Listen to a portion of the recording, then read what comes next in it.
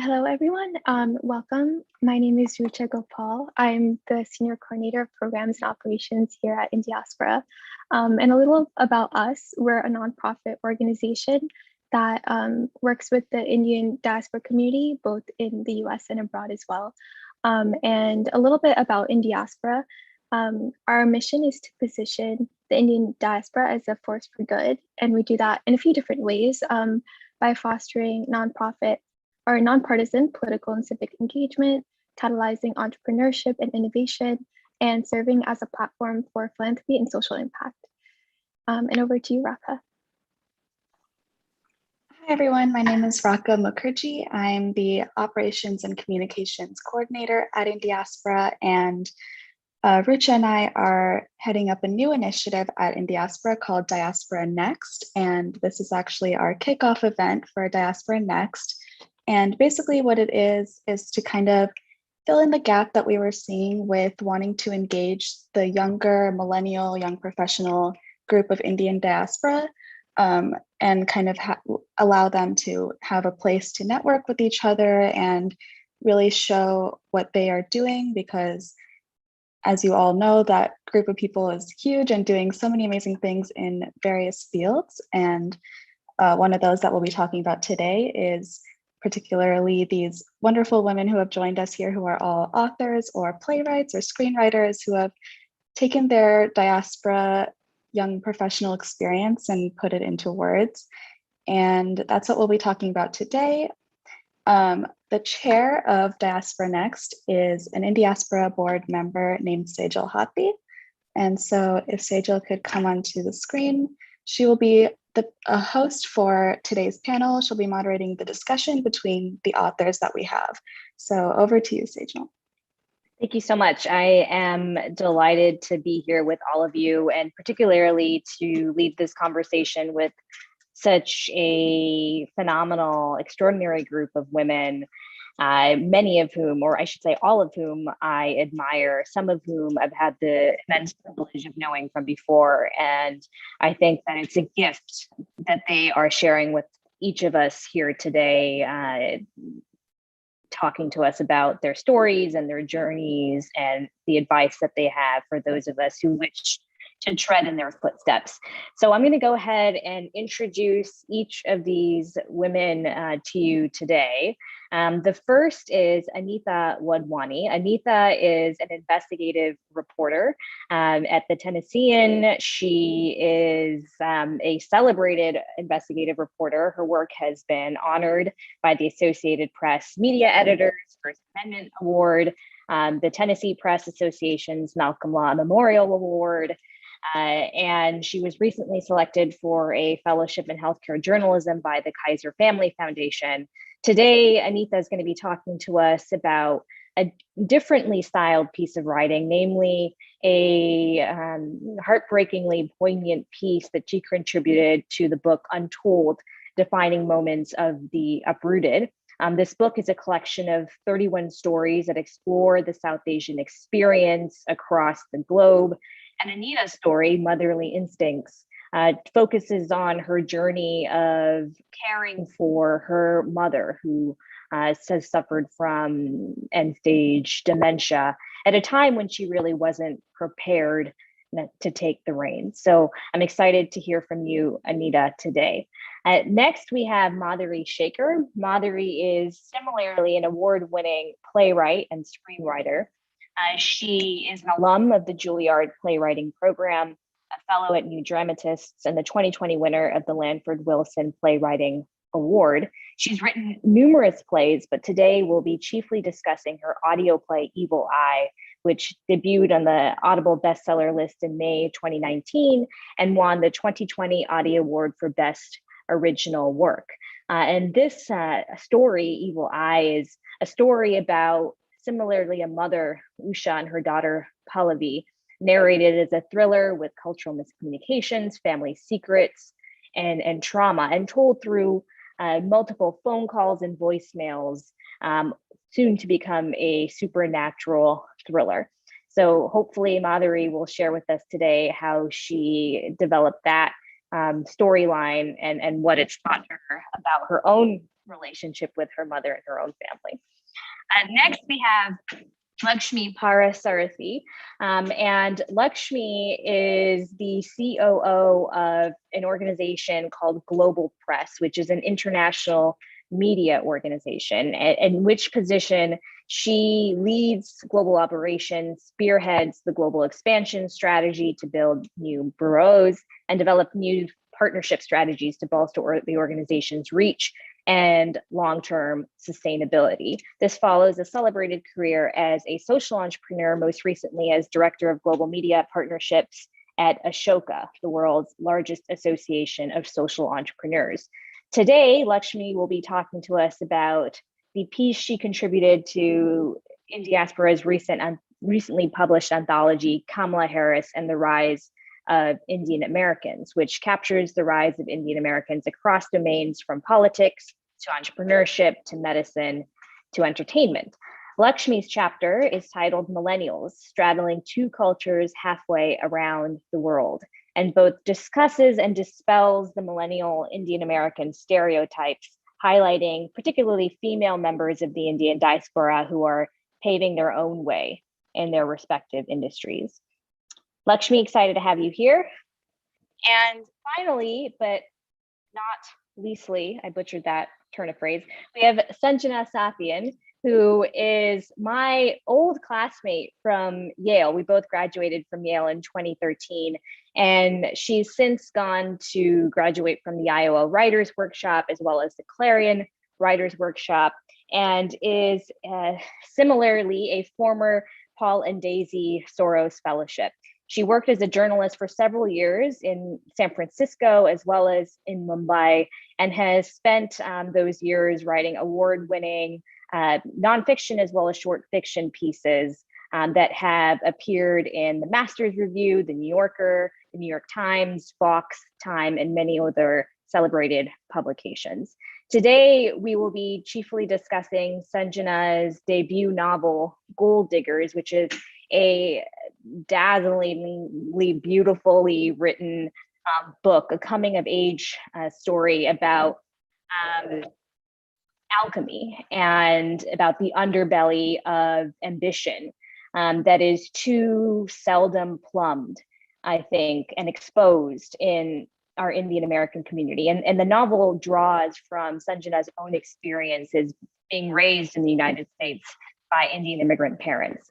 The novel has already secured, I believe, a deal with Mindy Kaling to be adapted into a television show, which is wonderful news for Sanjana. And so we're excited to have her here as well to share more about her book and her journey. So with that, we will go ahead and get started. Thank you again to all of you for being here today. And Anita, why don't we get started with you? You are immediately on my right, so I'm going to pick on you first. And I'd love to hear more about how the process of writing your story, and feel free to delve for the audience more into what the story explored, how the process of writing that story changed your understanding of your relationship with your mother, or perhaps unearthed new insights about what it means to be a mother that you're hoping to apply to that next chapter of your life. Yeah, thanks for having me. So the story is obviously a very personal story that gets into sort of a situation that was thrown at me after my father's passing. My father took care of my mother, who has a lot of health issues, including dementia, which has now gotten progressively worse. I mean, I think really trying to sort of dig deep and look at, because of the way the anthology is written, you know, it has to be a shorter story. It has to be powerful and moving. And there are so many poignant moments throughout that whole chapter of the 6 years that I've had to, you know, take care of her, and having that relationship, parent-child relationship, and sort of switching those roles. What I tried to put in the story was what were the moments that frustrated me, but what were the moments that taught me, and what were the moments that were really rewarding? Because when you hear caregiver, I think a lot of people fall into the, oh, that poor girl, or, have that pity. And I didn't want the takeaway to be that. I wanted the takeaway to be, it's a challenge, but folks who have this illness, or folks who are getting older, who are parents, they deserve the care that we give them. And it's a learning process for both parties, but they still have a personality. They still have something there. They shouldn't be just shoved off and brushed off to the side, which, in this position, I've learned that does happen quite a bit.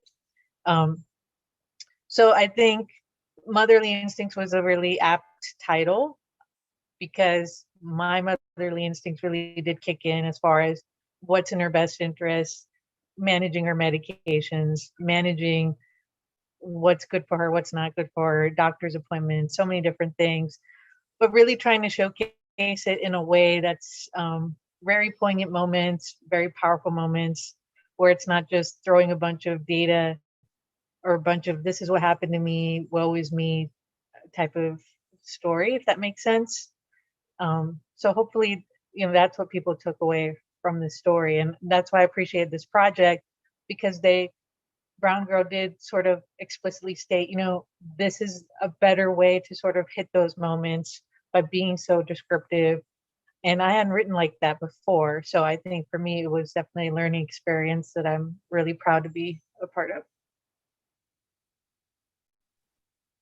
Yeah, thank you so much. I wonder if you could share, Anita, as well, what the other types of stories you might hope to pen in the future, and how you are navigating some of the reactions to this piece that you've written thus far, and how that's informing the pieces that you're thinking about writing in the future. Sure. I think the feedback that I've gotten has, obviously been very positive. I think for me, being in my 30s, dealing with these issues, typically a lot of folks are dealing, and I was single for most of that time. A lot of folks who deal with these issues are, married or and older, and they have, enough of a support system to sort of manage it, instead of a young professional kind of in the middle of their professional career, still not like fully established, just kind of being hit with this. So a lot of folks have asked, what about, what would it be like once this continues, or what are some of the other challenges that you don't talk about?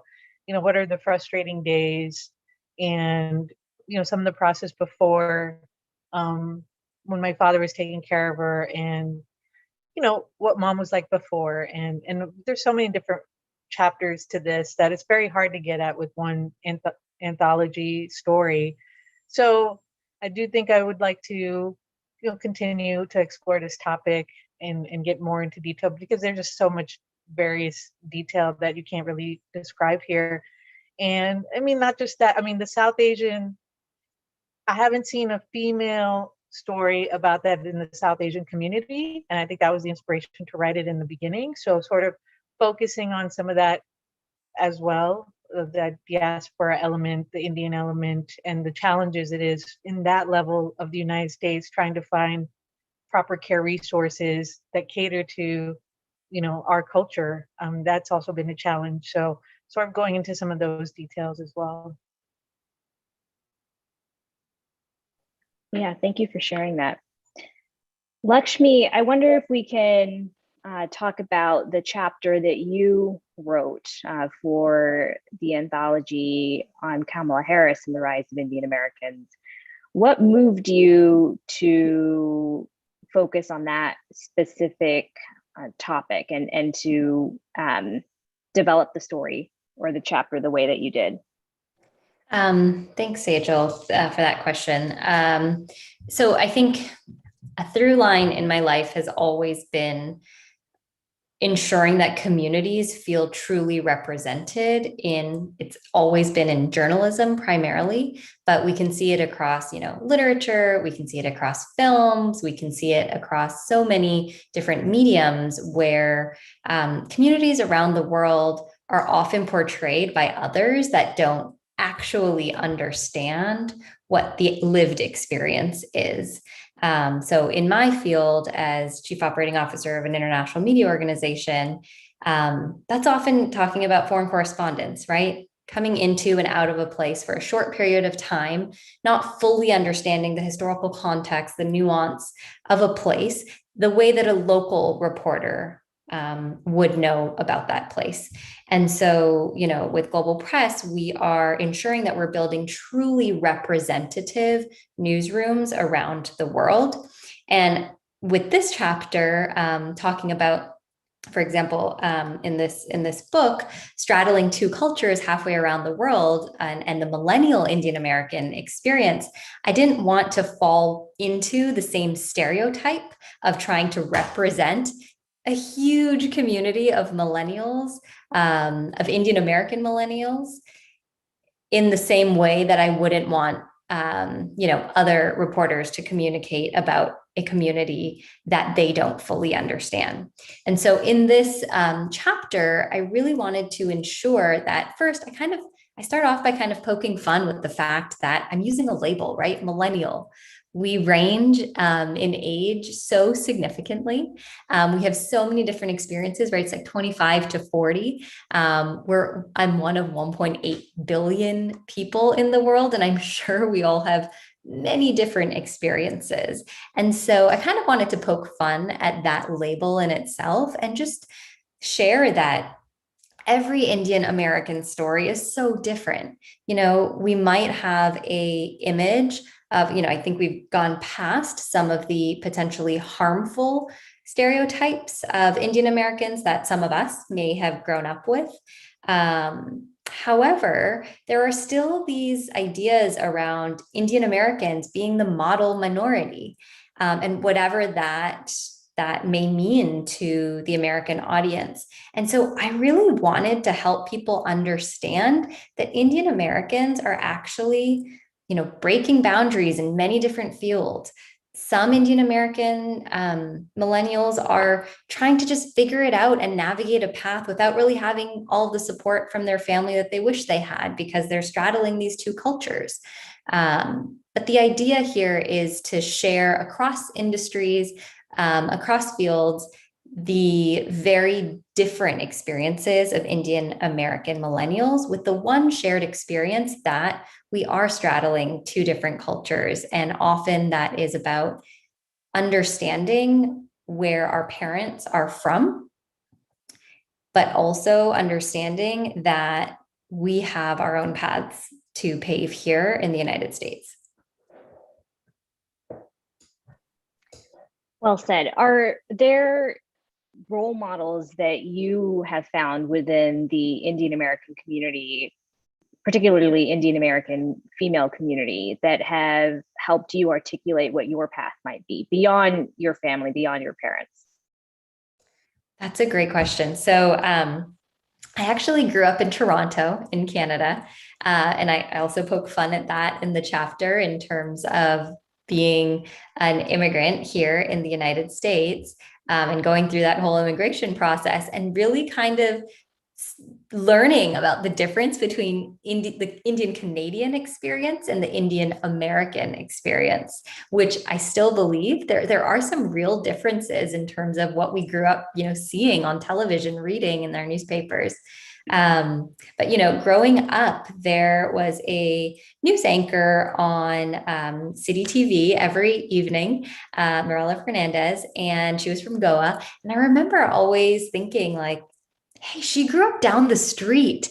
How did she do that? And how is Mirella on the evening news? And I remember that always just kind of, it's just amazing to see someone in journalism that looked like me in the early 90s. And, it wasn't this, like, it wasn't a big celebrity or anything of that sort. It was just that she was doing something that I thought was really cool and that people like that look like me weren't supposed to be doing.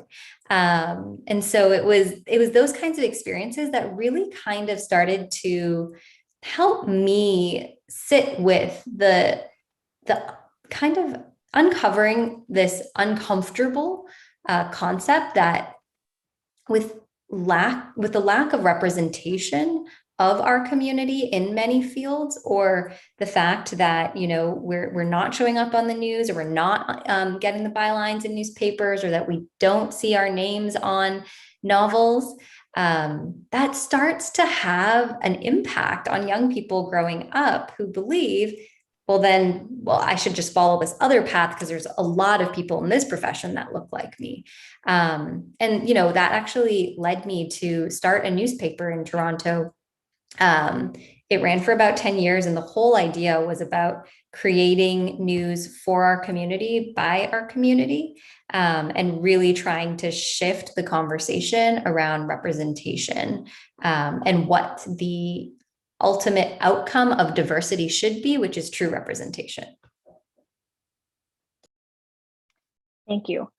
I wonder, just to continue down that path, Madhuri, to what extent did the dearth of representation of Indian American characters and Indian Americans in media inspire your own playwriting and your own creative storytelling?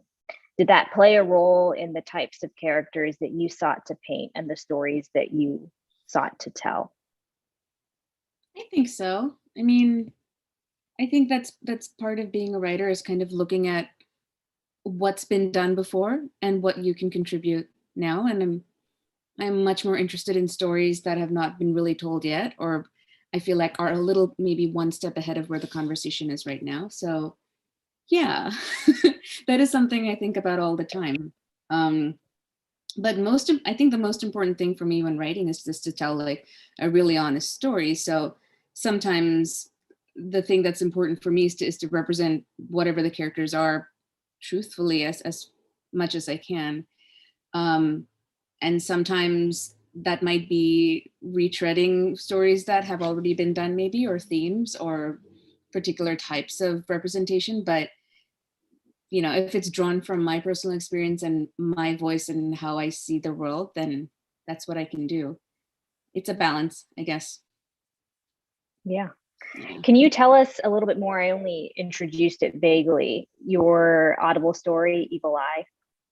Yeah, so it's a radio play, audio play. It's available on Audible, so you can download it whenever and listen to it on your commute or on your walk.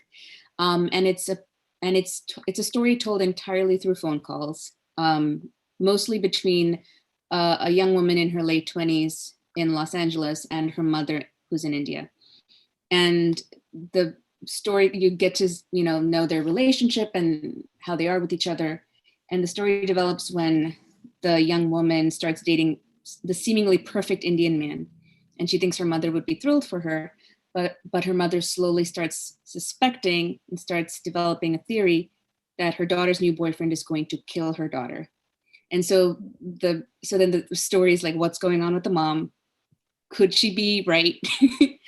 And what's really going on with this new boyfriend?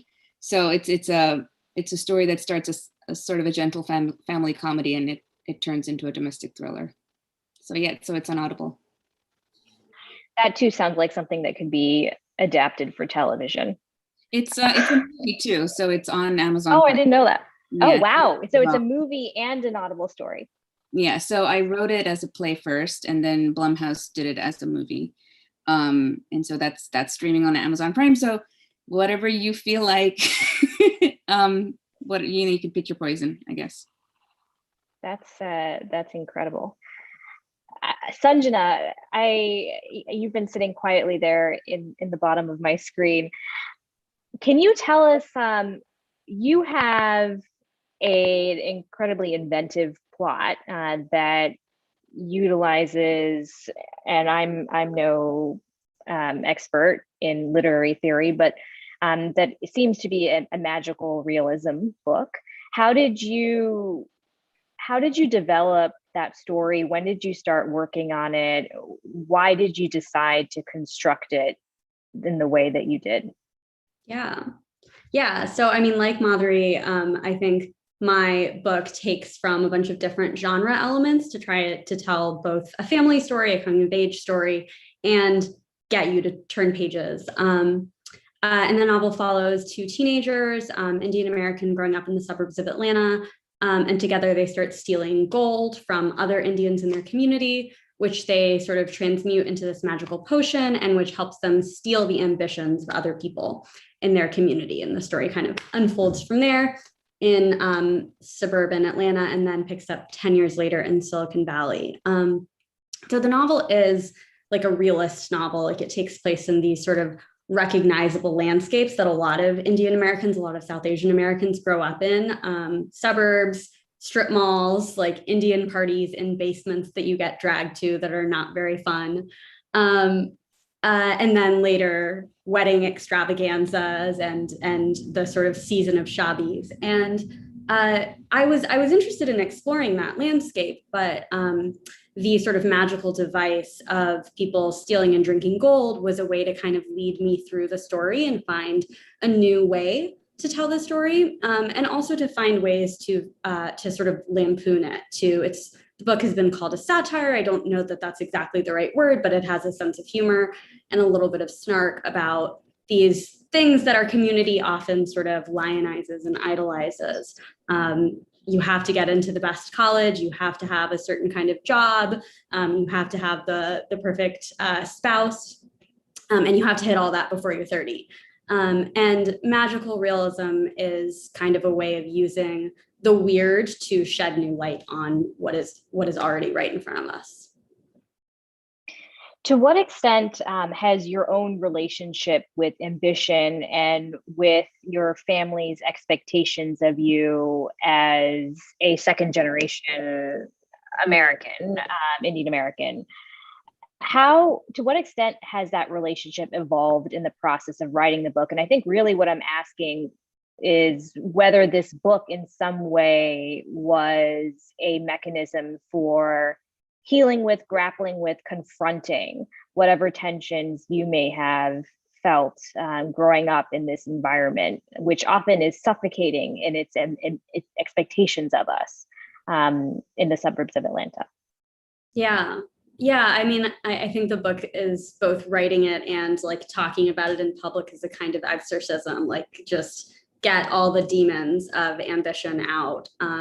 But of course I couldn't criticize ambition so intensely if I had not grown up like worshiping it and being consisting of it solely. And so I think the book is both like extremely critical of having a culture where achievement is prized above all else. But it's also like deeply empathetic because I understand what it is to come up that way. And one of the most kind of moving parts of having my like virtual tour has been speaking to others, some Indian Americans, some not, who feel like the book gave them a little bit of new vocabulary about how to think about their own ambition. That's not the intent, but if it's affecting people that way, like that has been a kind of way of moving forward and feeling like that particular sort of obsession of mine maybe can get put to bed for a little bit. Yeah. Are there interpretations of your book? And, it's easier to misinterpret or to project on a piece of fiction than it is that of nonfiction. And we, in fiction, particularly fiction that's written well, we tend to see parts of ourselves and to apply lessons to our life that the author may not necessarily have intended. Are there interpretations of your book, either by individuals or by the Indian American community writ large, that you take contention with or that you're surprised by? Yeah, that's a good question. I mean, I think one of the joys of fiction, of plays, of film, is that like these are mutable forms. They're not designed to send a message. And like a professor of mine in college once said, the reason Shakespeare was so good is that he gave his full intelligence to his villains as well as the good guys. And so my book sets out a bunch of potential interpretations of itself. There are people who stand by ambition as the only way to get through life. And then there are people who are really injured by the sort of cult of ambition. And so I think there's room to carry it in a bunch of different ways. The only interpretation that has surprised me is the people who say that there's no magic in it at all and it's just a metaphor. But if that works for you, I don't object. Yeah, I would be surprised by that interpretation as well, but to each their own. I wonder if, and this question is for all of you, what does your creative process look like? And we begin to discuss this during the Instagram Live for those of you who attended about an hour ago. But how do you even begin to approach a topic? How do you, for the fiction writers, Madhuri and Sanjena, what comes to you first? Is it the end of a story, the beginning of the story, the intention of the story? How do you embark on that process of writing? And similarly, for the nonfiction writers, how do you begin to give body to your idea, to put pen to paper? Do you outline? Do you talk to people? What does that process of writing look like? Which can be paralyzing for a lot of people.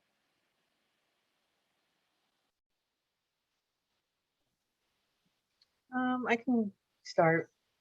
I think for nonfiction, for myself, I like writing nonfiction. That's pretty much most of what I've written, and freelance and other writings. I've always said, yeah, outlining sounds great, but I don't really do that. I think for me, it's more once I get an idea, jotting that down and then really just kind of flushing it out with the details and what do I want to really come away with. But at that moment, just sort of putting everything down that I can think of about the story and really trying to reflect, because it is personal details and, time can change those things. But it's really taking away, what emotion do I want to get out of this? How do I want this to resonate with somebody else reading it? And I mean, that takes a lot of refinement, but I think in the initial phase is really just getting all the details I can out and then sort of rewriting, refining, having others read it. And I don't let too many people, myself, I don't feel like I let too many people read it, but just some trusted people in my circle. But I think that's generally my process.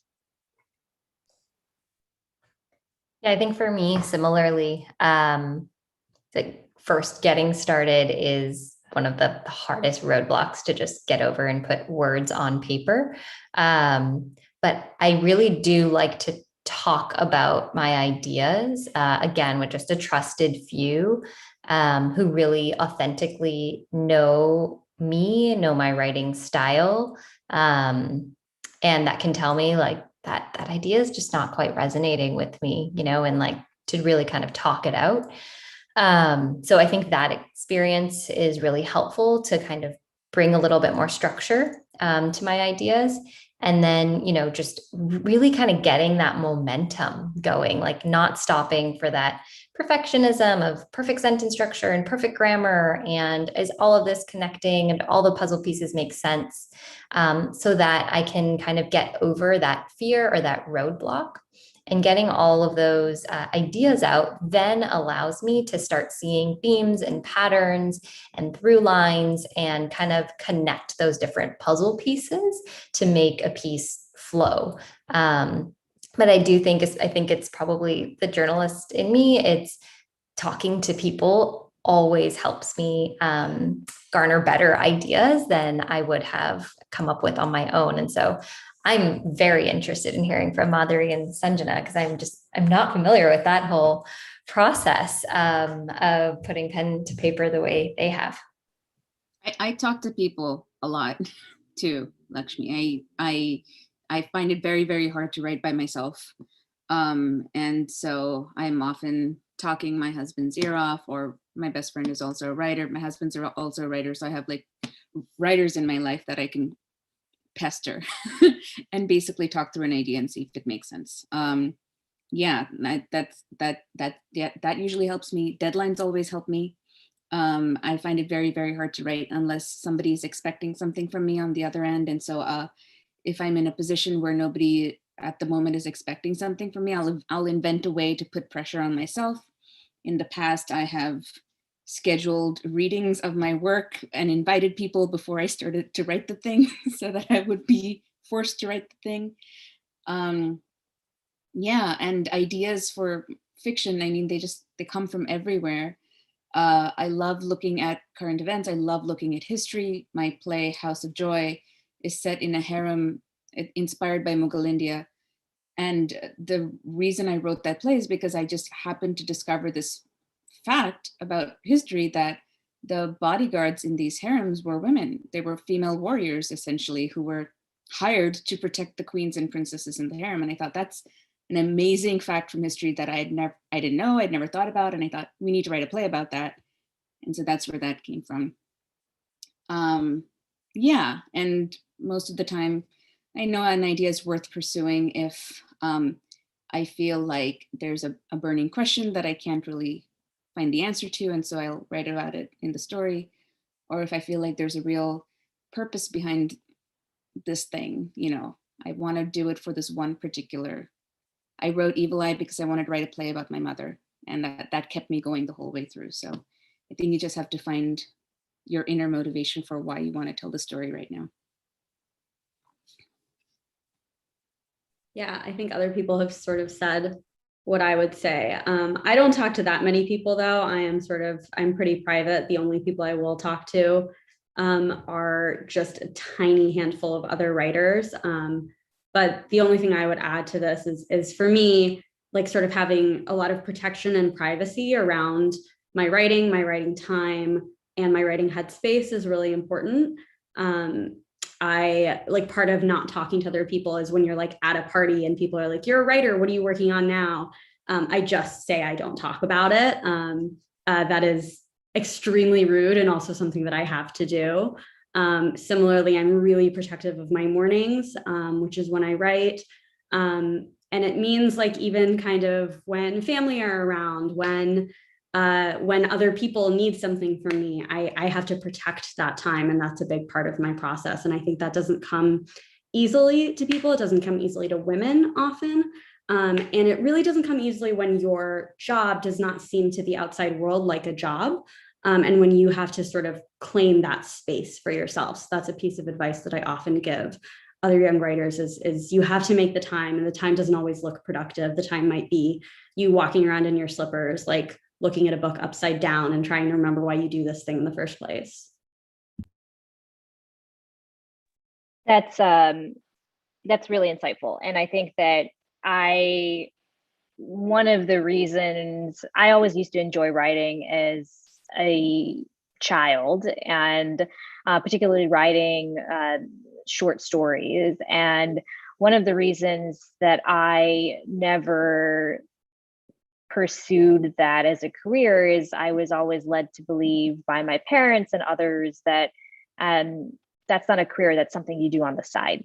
And it's a skill that you build, that you apply to your actual career, whatever it might be. You learn this skill, perfect this skill, and you use it to become a better lawyer, a better doctor. And I wonder whether any of you have similarly struggled with that conception of writing. As, you know, some of you don't do it necessarily full time, but have you struggled with that conception of writing as a skill versus a full-time vocation? And how have you come to assert yourself, inhabit that role of writer? This is what I do. This is my job. How do you claim that space, as Sanjena articulated? I can just follow up and say it is not easy. And the result is often some uncle at a wedding giving me like a play-by-play of his idea for a Bollywood movie that, like, if made, would take 10 hours to enact. But I kind of think people either get it or they don't. And often people who like don't get it, they may not have a relationship to the thing that you love, and like that's okay. Like I don't think that a lot of people, a lot of Indian Americans I knew growing up had the same relationship to art that I had. My grandmother is a literary translator on one side, and my other grandmother like wrote stories in all kinds of different languages. And so I was really lucky to have a little bit of sort of presence in my family for people who cared about art. But if you are a young writer and like people in your family don't care about art, like your teacher does, or your former someone who is in your class does, you kind of just have to find people who are as obsessed with the thing that you love as you are, because otherwise no one else will tell you that it's legitimate.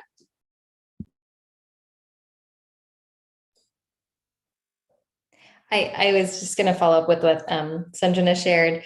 The idea of, you know, the four of us talking about writing in the Indian American community, like that in itself, I think, you know, 5, 10, 15, 20 years down the line, like hopefully it isn't that thing that you have to do on the side. Hopefully it isn't that, you know, oh, nice that you want to write stories, or nice that you want to go into reporting, but, you know, what are you actually going to do? And this is just a little bit more normalized when our stories are more mainstream, and when we have, you know, authors and reporters like yourselves just, you know, represented.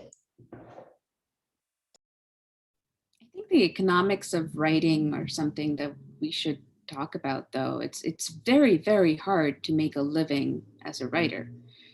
I am in one of the very few professions where I feel like I could support my family as a writer, because I work for TV and film. Playwriting didn't do anything for me. Playwriting was when I was doing it and being, you know, living on a very, very small budget and not building a savings and not knowing if I could have a family. And like, I could only do it after I started working in TV and film. Journalism's really hard to make a living in. Publishing's really hard to make a living in. And that's not our fault. That is just a really messed up system that does not value writing the way it should. So that's just part of that. And I feel like, you know, there's the dignity that we get in our writing. You know, it's really hard to decouple it from the economic worth of it. So we can try. I did it in therapy. It was very helpful for me to just, you know, still take pride in it, even though it wasn't necessarily like the immigrant anxiety of like, what am I doing with my life if this is not making money, right?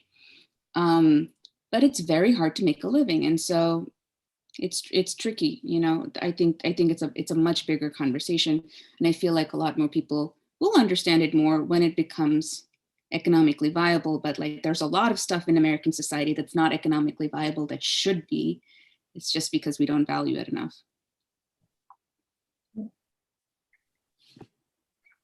Yeah, you know, a follow-up question to that I have is, what we're discussing today is obviously Indian American writers, Indian American stories, and to some extent, each of you has penned either fiction or nonfiction work that dwells in the spaces that Indian American immigrant communities inhabit, that plumbs Indian American narratives. But I wonder, do you ever feel like, how do you carry that burden, if you consider it a burden? Do you feel called, particularly because of your Indian American heritage, to give breath to those stories that amplify your community?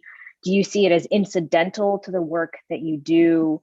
To what extent do you believe that writing these stories and amplifying these voices, our voices, should be integral to your job?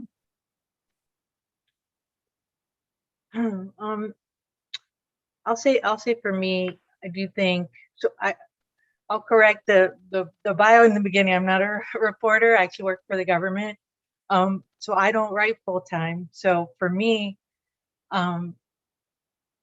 writing's still been a part of my life since I was a child, and I did major in journalism as well, but then I went into foreign policy. So writing still takes, in one form or another, a lot. It's a priority for me, whether it's freelance writing, doing this book, or other writing, or writing with work.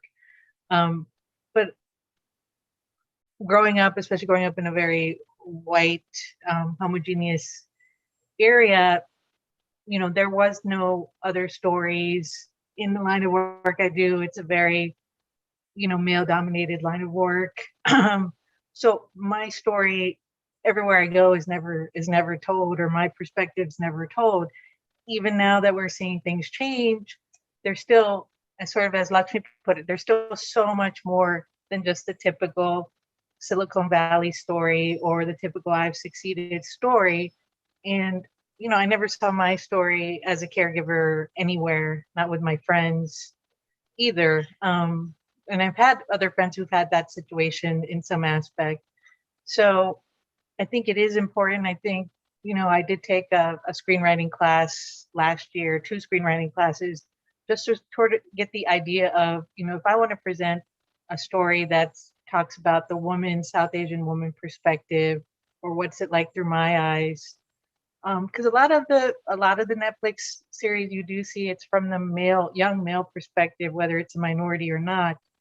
And, you know, the Mindy Kaling, Never Have I Ever, that was the breakthrough, right? Because it's coming from a very young female perspective, but there's just so much more out there than that. So I do think it's important for us to have that motivation and to keep that. That's why I love this anthology, because there's so many personal stories aside from mine, 31 collective stories that just go across so many different topics that you never see any of this. You never see the perspective of our perspective in so many different various forms.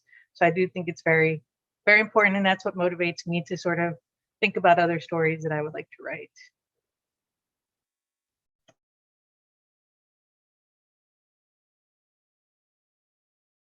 Anyone else?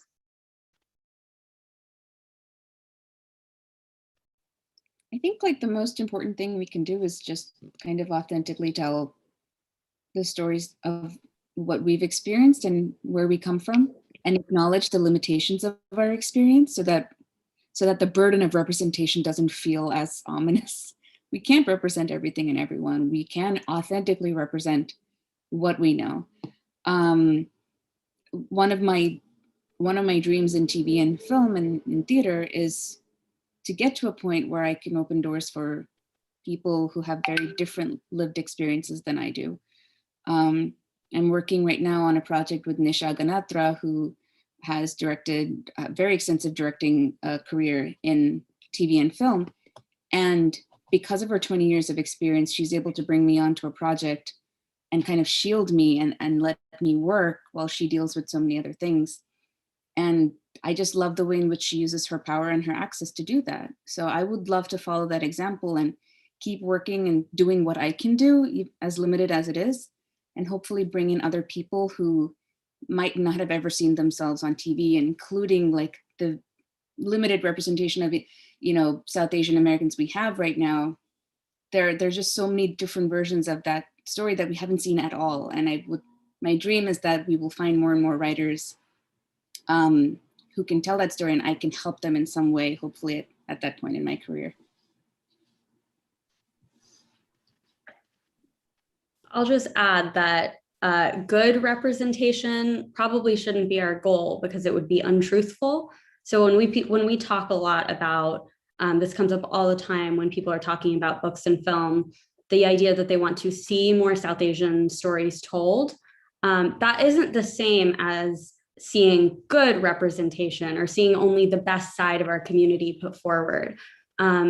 If we really want to feel represented, we need to have stories that show us in our ugliest forms as well. And to not expect, as Madhuri said, every single piece of work by a South Asian to look like your experience. That doesn't work. And so I think as a consumers of media, consumers of art and journalism and literature, it's also on all of us to be able to meet each piece on its own terms, and not expect it to do all of the work of amplification and capital R representation, as Lakshmi was saying earlier too. I would just add to that. I mentioned that we often are called the model minority.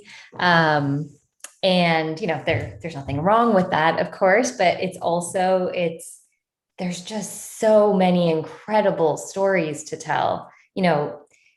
I wanted to tell a story of someone in this chapter who didn't have any support really growing up in the traditional sense that we would expect from the Indian American community stereotypically.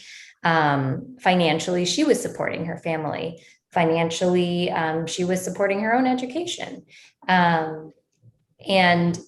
She didn't have a lot of role models or examples around her to say, like, that's what I want to do with my career. And so I thought it was super important to tell that story in this chapter, along with other stories of kind of breaking down boundaries and barriers that may exist in other careers and professions, because there's so many young people grappling with a unique experience that I didn't want to fall into that trap of I'm holding up all of these incredible examples without showing so many of the hardships behind their experience.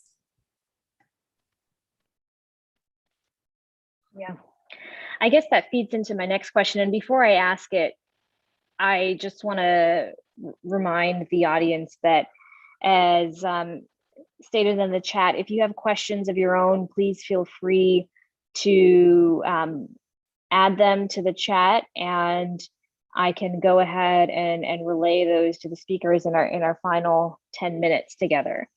But Lakshmi, what you're saying, and you spoke to this a little bit in your most recent answer, what you're saying is that there are a wide and rich array of stories that are not being told about Indian Americans, and you hope to give some voice to that, and you did in your chapter. For everyone else, what are some of the stories about our community that you wish could be told, that perhaps you seek to tell in your writing to come?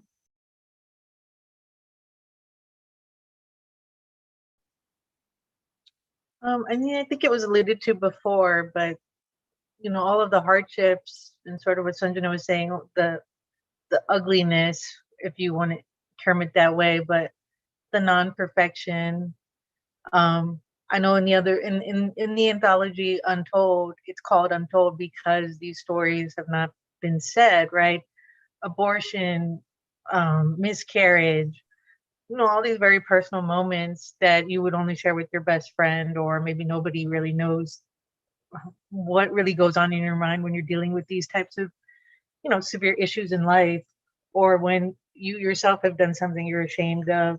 Nobody talks about those things, things you regret doing, or things that just get away from anything to do with the Indian culture, but just gets into real life and how real life is.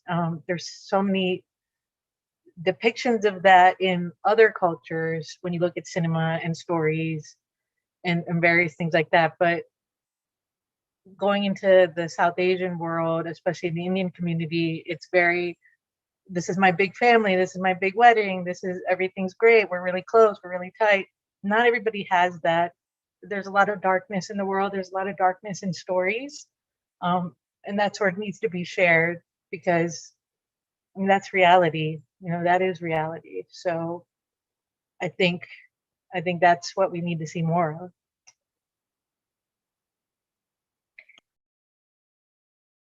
I want to draw from Ken Silverman's question in the chat and kind of reframe this.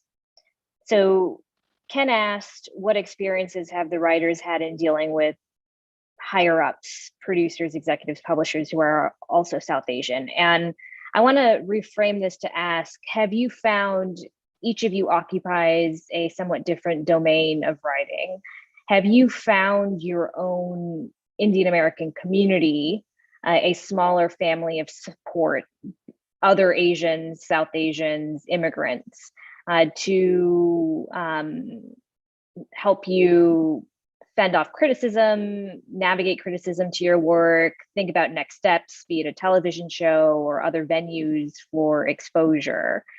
Have you found, or are you seeking to create such a community among other South Asians in your specific world?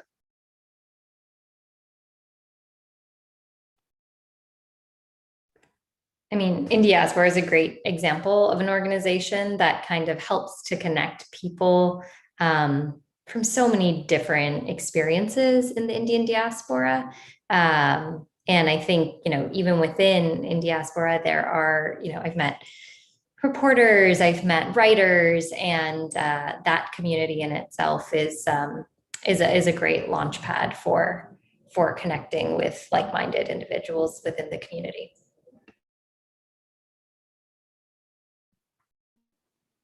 I'm friends with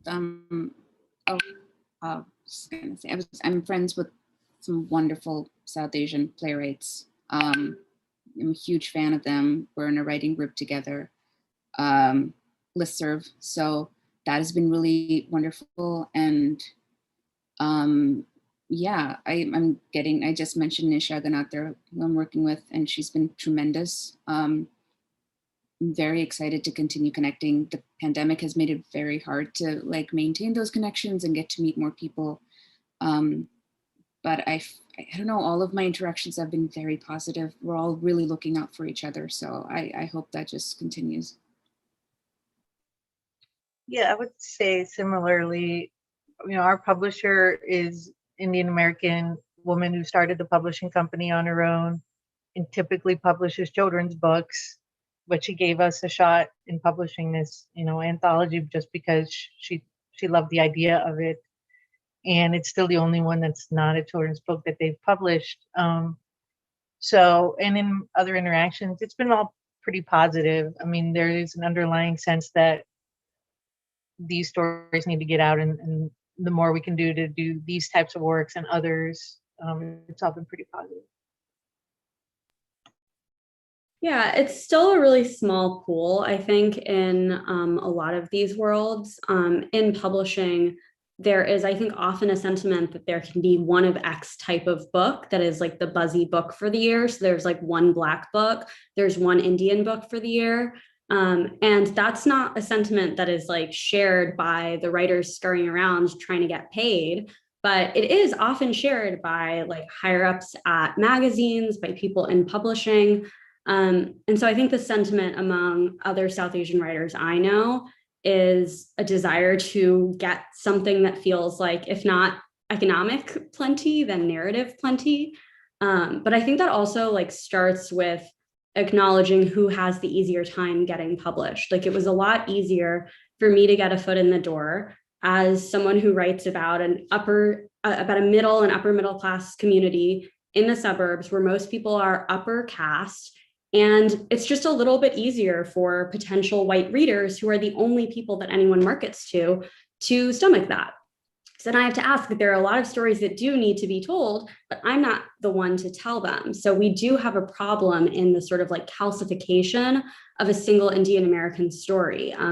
That big happy family that Anita was talking about, we have an issue of only writers of upper castes often getting a shot. Only wealthy writers or people who already went to fancy schools like me. And so that's a much bigger problem that isn't solved by just being kind to other writers who look like us. That is a systems level shift that needs to happen if we really want things to look more representative. And a lot of that is on publishing, it's on film, it's on the higher systems that kind of run our lives.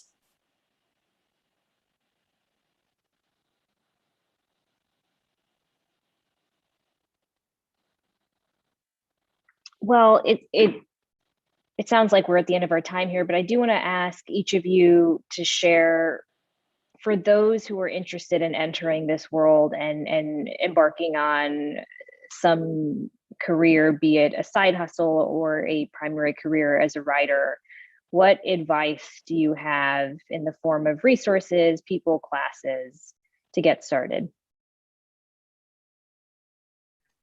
I would just say, don't lose your own authentic voice and your own authentic story in the hoopla of whether it's publishing or whether it's, you have to be that brown writer and share that particular perspective.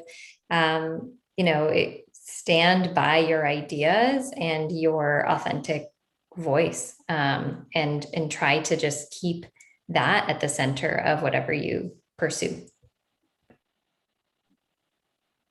Yeah, I would agree. And I would say take advantage of any opportunities. I mean, things like what Indiaspora is doing and Brown Girl, and there's other organizations that are doing more. But if you're really serious about it, take advantage of the opportunities and write. I mean, that sounds cliche, but as others have said, and as we said on Instagram, I mean, getting your thoughts onto paper is the hardest part. And then refining and all that stuff comes later, but really getting your thoughts and what you want out of your writing to get onto paper. I mean, that's why I still take classes now.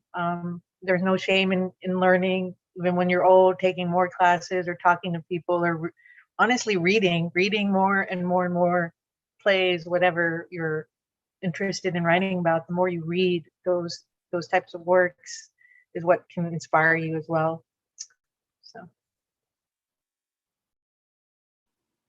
I love these resources that Sanjana's just dropped. They're all amazing and great websites and communities. Yeah, just do whatever you have to do to finish your draft. Just do it. Like if you know that paying for a class will help you finish a draft, do it. I've done it many times. If you know that you gotta take a vacation for a week and go finish that draft. Like, what do you need to do to finish that draft? It's the hardest thing to start and end a project, whatever it is that you're writing. So just be honest with yourself and think about what will help me do this? What support do I need? And then try and give it to yourself. Read. I think when we talk about writing as a career, sometimes what gets lost is that the reason you wanted to do this in the first place is that you probably had a real relationship with stuff you read when you were young, and keeping alive that relationship is the only thing that makes it worthwhile for me to keep going. Yeah, before COVID, I would see 3 plays a week. That's Wow. And most of them would be very bad, and they would be great sources of inspiration. So just, yeah, be in touch with your art, be in touch with what people in the community are doing, be inspired by everything, because even bad things are things that people did. They did it, they put it out into the world, and that's super inspiring. So yeah, using those things to practice, even if it's a terrible story, it's practice, right? So Well, thank you, all of you. I'm going to call on Rocca to conclude our conversation for today. Thank you, all of you, for joining.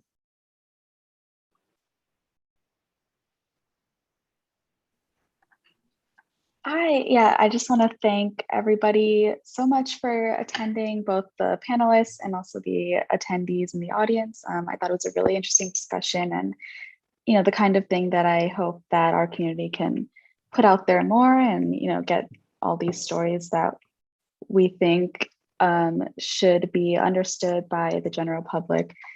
And that's kind of what DiasporaNEXT aims to do.